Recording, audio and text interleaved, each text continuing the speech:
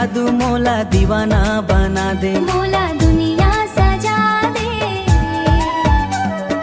तोर हंसी के उजियारा मोर दुनिया सजा दे। आजा संगी मोर हाथ ला थाम ले, जिंदगी भर संग मोर सपना ला पूरा कर दे।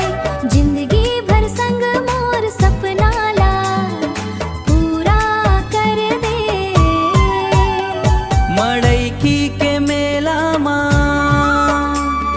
तोर संग घूमे बर, धीरे धीरे दिल मो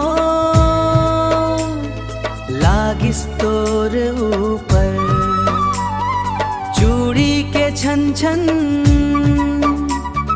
पायल के रुनझुन, तोर मुस्कान देख धड़के मोर मन। तोर नैना के जादू मोला दीवाना बना दे, मोला दुनिया सजा दे। तोर हंसी के उजियारा मोर दुनिया सजा दे।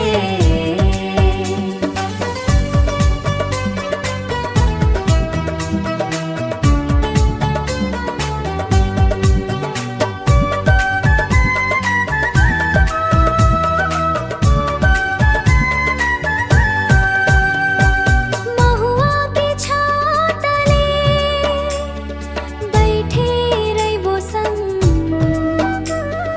जन्म जन्म तक निभाबो ये प्यार के रंग। हर पापैरी गवाही दे चंदा तारा, तैच मोर जिंदगी तैच मोर पहचान।